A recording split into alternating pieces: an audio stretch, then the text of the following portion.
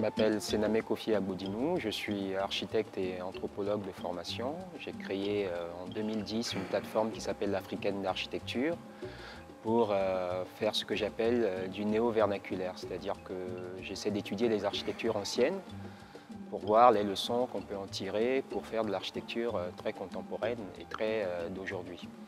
C'est quelque chose que j'ai fait avec un certain succès dans des sociétés comme les Tamberma au nord du Togo et du Bénin.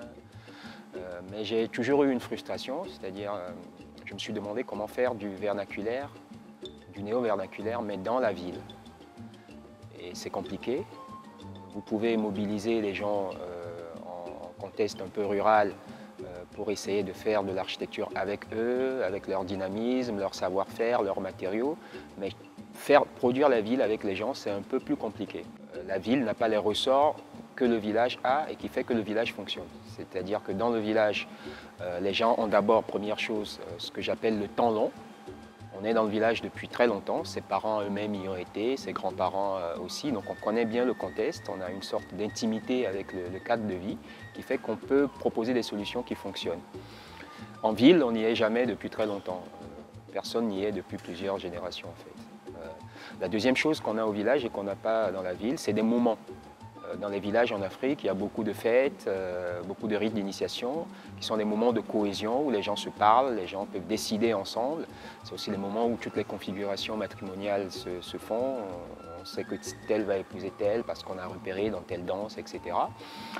Dans la ville, on n'a pas ces moments-là qui font que les gens d'un quartier, par exemple, peuvent se retrouver, décider ensemble de l'avenir du quartier. Souvent, même entre voisins, on ne se parle pas. Alors, la troisième chose que le village a et que la ville n'a pas, c'est ce que j'appelle des lieux. Dans le village, c'est vrai qu'on a beaucoup de dispositifs où les gens se retrouvent et ils peuvent agir. Donc, il y a des couvents d'initiation, par exemple, où on regroupe tous les jeunes de la société. Ils sont initiés pendant un certain nombre de temps. On profite aussi pour détecter le talent de chacun et l'orienter vers tel ou tel métier. Et ces dispositifs-là, couvents d'initiation, arbre à par l'arbre, etc., permettent donc d'avoir la possibilité d'une action collective. Dans la ville, ça n'existe presque pas. Donc j'ai pensé pendant longtemps que c'était impossible de faire du vernaculaire dans la ville à cause de l'absence de ces dispositifs-là. Et puis un jour, moi qui n'étais pas du tout intéressé par les nouvelles technologies, j'ai mis le pied dans ce qu'on appelle un Fab Lab. Et dans ce lieu un peu particulier, qui est une niche dans le développement actuel des nouvelles technologies, j'ai vu qu'on parlait beaucoup de transmission du savoir, de faire ensemble. Et toutes ces valeurs que je connais, enfin, auxquelles j'étais habitué en quelque sorte dans les sociétés de tradition où j'étais plus amené à évoluer. Donc je me suis dit, tiens, il se passe quelque chose d'intéressant. Il y a aujourd'hui dans le développement des technologies une petite niche qui incarne un peu les Fab Labs, mais aussi ces sortes de moments que sont les barcamps qui remettent au goût du jour quelque chose qui existe dans les villages. Donc je me suis dit que je vais me saisir de ces dispositifs-là qui existent dans le monde des nouvelles technologies et les mettre au service de la ville. En associant des camps et des labs dans la ville, on arrive à reconstituer des moments de cohésion et des espaces dédiés où les gens peuvent se retrouver et reconquérir de la possibilité d'agir et de transformer la vie et la ville. Il manquait le temps long, puisque ça n'existe pas dans la ville. Et ça aussi, on l'a trouvé dans quelques technologies qu'on a identifiées. Je donnerai l'exemple d'OpenStreetMap, qui est une technologie de cartographie collaborative et libre, qui permet à n'importe qui d'acquérir une connaissance rapide de son cadre de vie et de pouvoir renseigner son cadre de vie. Donc en additionnant ces technologies très bien ciblées, très bien identifiées, qui appartiennent quand même toutes à une même niche que moi j'appelle la niche du collaboratif, du partage, etc. Avec toute cette philosophie open source, do it yourself, le mouvement maker, le crowdfunding, etc. On pouvait créer dans la ville les conditions du village et donc imaginer que demain la ville ne soit plus produite par le décideur ou des experts en cravate qui ne la vivent pas forcément, mais par les populations elles-mêmes, parce qu'on leur aura fourni des camps, des labs, mais aussi des technologies comme open source qu'elles peuvent utiliser pour commencer à transformer la ville. La Smart Cité, c'est la ville de demain développée avec de la technologie. Donc nous aussi, on se sert de la technologie pour transformer la ville, mais on ne se sert pas seulement directement de la technologie, on se sert aussi de systèmes de collaboration, de systèmes sociaux qui émergent dans une certaine niche de la technologie. Donc on n'est pas intéressé seulement à la technologie elle-même, mais on fait un peu d'anthropologie. On détecte les signaux assez intéressants dans ce monde-là. Et donc on a, pour essayer de matérialiser cette chose qui est une utopie urbaine, créé un premier lab, un premier espace au Togo, dans un quartier qu'on a choisi pour tester cette expérience. Et évidemment, le tout premier projet qui est sorti, c'est un projet d'imprimante 3D.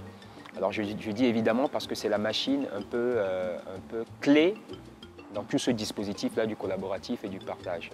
Je m'explique. Le monde d'aujourd'hui, c'est un monde du marché et de l'industrie qui fonctionne selon un schéma où le designer dessine un objet, l'envoie à un maquettiste qui parfois se trouve en Chine, qui produit un prototype, qui lui envoie, il y a des allers-retours, parfois le designer doit se déplacer. Une fois qu'il est satisfait, il le brevette, le vend à un industriel qui le produit en série, le même objet, une quantité dont on n'est pas sûr qu'elle va être complètement écoulée. Ça atterrit dans un centre commercial où les gens viennent en rang acheter le même objet. Il n'y a pas vraiment d'interaction entre ces gens-là. Avec tout ce truc qui se met en place et dont les Fab Labs et l'imprimante 3D sont un peu moteurs, c'est que le designer a une table plus grande, il a une petite industrie sur sa table, qui est une machine-outil, qui lui permet de faire des séries pas aussi longues que l'industrie classique, mais des séries qui sont customisables. Et ce designer est parfois dans un espace qu'on appelle un Fab Lab ou un Makerspace, etc., où il peut interagir avec des gens qui viennent et qui peuvent commander des objets qui leur ressemblent. Donc il y a de l'humanité qui se crée autour du produit, qui n'est plus un produit qu'on subit, mais sur lequel on a un peu de contrôle, etc. Donc l'imprimante 3D, dans ce basculement-là qui s'opère, que j'appelle mouvement collaboratif, est très central. Et quand on a créé WELAB, on s'est dit on va faire donc du low high-tech, on va faire avec les moyens qu'on a, des projets de technologie très de pointe, et on va choisir donc des projets emblématiques qu'on va essayer de répliquer avec ce qu'on a sous la main. Donc très vite, il y a un des jeunes du lab qui a donné son nom à la machine, Afat Nikou, qui a lancé l'idée de créer une imprimante 3D. Alors, la faire avec quoi? Mais avec des déchets électroniques, puisque les déchets informatiques sont maintenant pratiquement une matière première en Afrique. Concrétiser ce projet, c'est une des premières fois, en quelque sorte, que l'Afrique a accès à une technologie pratiquement en même temps que l'Occident. De plus, une technologie dont on dit qu'elle sera la source de la prochaine révolution industrielle. Pour un contexte qui est le nôtre, africain, où on est très dépendant de tout ce qu'on consomme, c'est-à-dire qu'on a discuté par exemple avec le Centre national d'orthopédie, le coût des prothèses que nos hôpitaux importent, c'est juste inimaginable. Et si on pouvait arriver à produire nous-mêmes, ne serait-ce que des prothèses, on sauverait des familles qui sont obligées de s'endetter pour remplacer la jambe. Donc le potentiel est très grand, surtout en Afrique, parce que c'est une économie très informelle et que c'est un outil de l'informel par excellence. Le débouché, c'est que par exemple, l'UNESCO soit séduit par ce programme qu'on a lancé dans notre proximité, qu'on a réussi à bien documenter et qu'il nous propose d'en mettre dans, je ne sais pas, 100 écoles. Alors, encore 100 écoles, on pourrait tenir avec la WAFAT telle qu'elle est aujourd'hui, avec des déchets recyclés. Mais s'il faut aller plus loin, on sera obligé de réfléchir à une production industrielle. Et on anticipe déjà ça, on fait bientôt un voyage à Shenzhen pour apprendre des Chinois, voir comment ils produisent, puisqu'on a le savoir-faire. Il faudrait juste réfléchir à une production qui est moins artisanale que celle qu'on a aujourd'hui et qui n'est pas tributaire de déchets sur lesquels on n'a pas toujours la propriété.